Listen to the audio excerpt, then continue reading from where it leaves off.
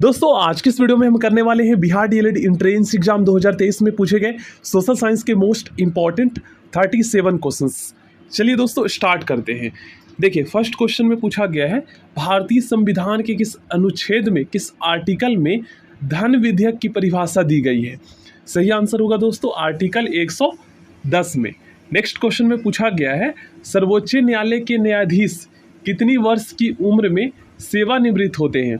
मतलब उनका जो पद है वो खाली हो जाता है, मतलब कि वो सेवा से रिटायर हो जाते हैं। तो इसका सही आंसर होगा दोस्तों 65 वर्ष। नेक्स्ट क्वेश्चन है भारत के नियंत्रक एवं महालेखा परीक्षक का कार्यकाल कितना होता है, कितने साल का होता है। तो इसका सही आंसर होगा दोस्तों 6 वर्ष या 65 वर्ष की आयु तक ये कह सकते हैं। नेक्स्ट क्वेश्चन में पूछा गया है राज्यसभा में सबसे पहले मतलब सर्वप्रथम विपक्षी दल का नेता किसे चुना गया। तो इसका सही आंसर होगा दोस्तों कमलापति त्रिपाठी जी को। नेक्स्ट क्वेश्चन में पूछा गया है लोकसभा में ये तो कुछ नहीं ये भी है। लोकसभा में सर्वप्रथम विपक्षी दल का नेता किसे चुना गया। तो विपक्षी दल का नेता दोस्तों राम सुभग सिंह जी को चुना गया, ठीक ना। नेक्स्ट क्वेश्चन उच्च न्यायालय के न्यायाधीश कितनी वर्ष की उम्र में सेवानिवृत्त होते हैं। देखिए वहाँ पर अभी सर्वोच्च न्यायालय पूछा गया था तो 6 वर्ष मतलब कि एक अवधि तक रह सकते हैं और अधिकतम आयु 65 वर्ष तक। अब यहाँ पर पूछा गया उच्च न्यायालय, तो देखिए उच्च न्यायालय के न्यायाधीश दोस्तों 62 वर्ष की मतलब कि अधिकतम उम्र तक रह सकते हैं, उसके बाद जो है वो रिटायर हो जाते हैं। पटना उच्च न्यायालय की स्थापना कब की गई। देखिए पटना मैंने आपको बोला था ना कि 10 क्वेश्चन तो ओनली दोस्तों बिहार से पूछे जाते हैं, ठीक ना, बिहार की ज्योग्राफी हिस्ट्री एंड राज्य व्यवस्था से। तो प्लीज़ मैं जो करवाऊंगा उनको आप लोग जरूर कर लेना। देखिए क्वेश्चन नंबर 7 में पूछा गया है पटना उच्च न्यायालय की स्थापना कब की गई। तो पटना उच्च न्यायालय की स्थापना दोस्तों 1916 में की गई थी। कौन सा आर्टिकल सर्वोच्च न्यायालय को न्यायिक पुनरीक्षण का अधिकार प्रदान करता है। अब दोस्तों यहाँ पर एक क्वेश्चन आपके मन में आ रहा होगा कि आखिर ये न्यायिक पुनरीक्षण या न्यायिक पुनरावलोकन क्या होता है। तो देखिए ये दोस्तों अमेरिका के संविधान से लिया गया, भारतीय संविधान में शामिल किया गया है। इसका मतलब ये है कि अगर दोस्तों संसद या फिर कह सकते हैं विधायिका अगर ऐसा कानून बना देती है जो जनता के हित में ना हो, ठीक ना, तो उस पर जो है सर्वोच्च न्यायालय पुनः जो है ना विधायिका या संसद को जो है उस पर विचार करने के लिए कह सकता है, उस पर जो है संशोधन करने के लिए कह सकता है उसमें। तो ये जो है क्या बोला कौन सा अनुच्छेद सर्वोच्च न्यायालय को न्यायिक पुनरीक्षण का अधिकार प्रदान करता है। तो इसका सही आंसर होगा आर्टिकल 137। आर्टिकल 137 याद कर लीजिएगा। नेक्स्ट क्वेश्चन में पूछा गया है सर्वोच्च न्यायालय में न्यायाधीशों की संख्या में वृद्धि करने का अधिकार किसे प्राप्त है। तो ये तो आप लोग जानते ही है संसद को प्राप्त है, जिसमें दोनों सदन का जो है बहुमत होना जरूरी है। भारत में पहली बार संसद में विपक्षी दल के नेता, आगे पढ़ते हैं, भारत में पहली बार संसद में विपक्षी दल के नेता को मान्यता किस वर्ष दी गई। तो इसका सही आंसर होगा दोस्तों 1969 में, ठीक है, याद कर लीजिएगा। नेक्स्ट क्वेश्चन में पूछा गया है विधानमंडल का उच्च सदन कौन होता है। देखिए ये तो राज्य स्तर की बात की जा रही है, तो राज्य स्तर पर दोस्तों विधानमंडल होता है। और अगर हम केंद्रीय स्तर पर बात करें ना तो संसद होता है जिसके 3 अंग होते हैं, एक होता है राष्ट्रपति, लोकसभा और राज्यसभा। तो संसद के जो अपर हाउस होता है उसे हम क्या किस नाम से जानते हैं, राज्यसभा के नाम से जानते हैं। और लोअर हाउस जो निचली सदन होता है उसे हम लोकसभा के नाम से जानते हैं।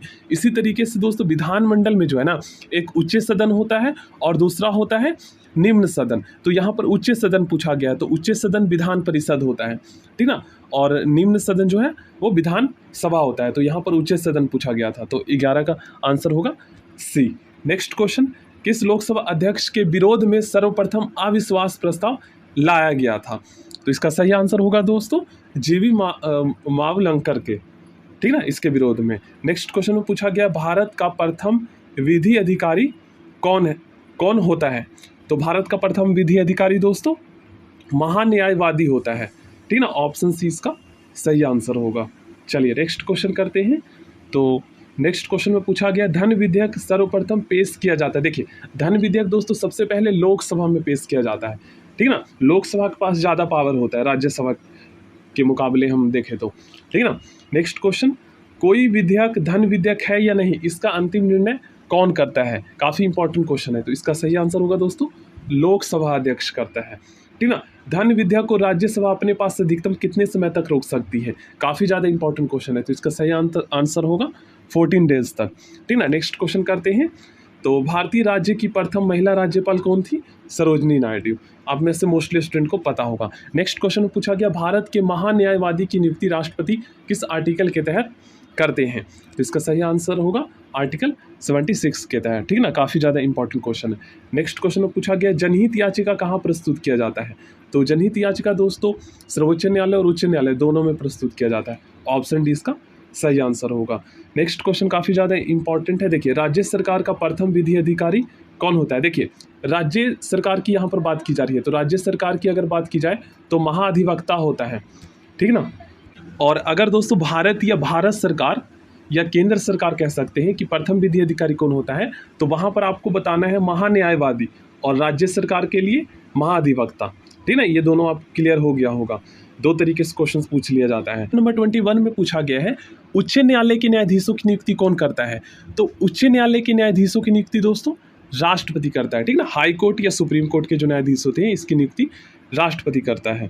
नेक्स्ट क्वेश्चन में पूछा गया है, भारत सरकार के व्यय मतलब खर्च का नियंत्रण कौन करता है? इसका सही आंसर होगा नियंत्रक एवं महालेखा परीक्षक। ऑप्शन डी इसका सही आंसर होगा, ठीक है ना, नियंत्रक एवं महालेखा परीक्षक।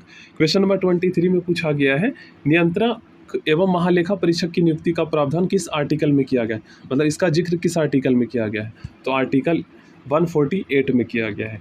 नेक्स्ट क्वेश्चन में पूछा गया है, राज्य की कार्यपालिका शक्ति किस में निहित होती है? तो राज्य की कार्यपालिका शक्ति राज्यपाल में निहित होती है, ठीक ना। नेक्स्ट क्वेश्चन, भारत के कितने केंद्र शासित राज्यों के पास अपना उच्च न्यायालय है? काफ़ी ज़्यादा इंपॉर्टेंट क्वेश्चन है, तो इसका सही आंसर होगा दोस्तों ऑप्शन बी, 2 के पास। नेक्स्ट क्वेश्चन, सर्वोच्च न्यायालय का उद्घाटन कब किया गया? देखिए, यहाँ पर सुप्रीम कोर्ट की बात की जा रही है और ये भारत में बात की जा रही है, ठीक ना। तो सर्वोच्च न्यायालय का उद्घाटन दोस्तों 28 फरवरी सन 1950 को की गई थी। काफ़ी ज़्यादा इंपॉर्टेंट क्वेश्चन है। चलिए नेक्स्ट क्वेश्चन करते हैं। क्वेश्चन नंबर 27 में पूछा गया है, सर्वोच्च न्यायालय में कुल कितने न्यायाधीश हैं? दोस्तों सर्वोच्च न्यायालय में वर्तमान में अगर हम बात करें तो सर्वोच्च न्यायालय में जो है कुल अभी 34 न्यायाधीश हैं, ठीक ना, याद कर लीजिएगा। नेक्स्ट क्वेश्चन में पूछा गया, कोलकाता, मुंबई तथा मद्रास उच्च न्यायालय की स्थापना कब हुई? ठीक ना, तो इसका सही आंसर होगा 1862 में, ब्रिटिश शासन के दौरान ही हुआ था, ठीक ना। नेक्स्ट क्वेश्चन करते हैं। तो नेक्स्ट क्वेश्चन में पूछा गया है, वर्तमान में भारत में कितने उच्च न्यायालय? देखिए, भारत में उच्च न्यायालय हाई कोर्ट की बात की जा रही है, तो टोटल जो है अभी 25 है। क्वेश्चन नंबर 30 में पूछा गया है, उच्च न्यायालय का गठन किस आर्टिकल के तहत किया जाता है? तो हाई कोर्ट का गठन दोस्तों आर्टिकल 214 के तहत किया जाता है, ठीक है ना। सर्वोच्च न्यायालय, सुप्रीम कोर्ट तथा हाई कोर्ट की कार्यकारी भाषा क्या है? काफ़ी ज़्यादा इंपॉर्टेंट क्वेश्चन है ये, तो इसका सही आंसर है दोस्तों इंग्लिश, ठीक है ना, अंग्रेजी। नेक्स्ट क्वेश्चन में पूछा गया है, क्वेश्चन नंबर 32 में, राज्यपाल को शपथ ग्रहण कौन करवाता है? काफ़ी ज़्यादा इंपॉर्टेंट क्वेश्चन है, तो इसका सही आंसर होगा दोस्तों उच्च न्यायालय के मुख्य न्यायाधीश, ठीक ना, हाई कोर्ट के मुख्य जज जो होते हैं। गोवा, दमन व दीव एवं दादरा नगर हवेली किस उच्च न्यायालय के क्षेत्राधिकार में आता है? इसका सही आंसर होगा दोस्तों मुंबई उच्च न्यायालय, याद कर लीजिएगा, ठीक ना। क्वेश्चन नंबर 33 तक हो चुका है, इससे आगे करते हैं। तो देखिए, क्वेश्चन नंबर 34 में पूछा गया है, प्रत्येक राज्य का एक राज्यपाल होगा, इसका उल्लेख किस आर्टिकल में किया गया है? तो इसका सही आंसर होगा दोस्तों आर्टिकल 153 में किया गया है, ठीक ना। चलिए नेक्स्ट क्वेश्चन करते हैं, महाधिवक्ता की नियुक्ति कौन करता है? क्वेश्चन नंबर 35 में पूछा गया है, तो महाधिवक्ता की नियुक्ति दोस्तों राज्यपाल करता है, ऑप्शन डी इसका सही आंसर होगा। नेक्स्ट क्वेश्चन में पूछा गया है, लोकसभा में कोरम कुल सदस्य का होता है? तो इसका सही आंसर होगा दोस्तों ऑप्शन बी 1/10। देखिए, लोकसभा में कोरम कुल सदस्य का होता है, यहाँ पर थोड़ा सा जो है क्वेश्चन में मिस्टेक है। देखिए, कोरम का मतलब ये होता है दोस्तों कि जैसे लोकसभा में कोई बिल पास किया जाना हो, तो उसके लिए कम से कम कितने सदस्यों का होना जरूरी है लोकसभा में?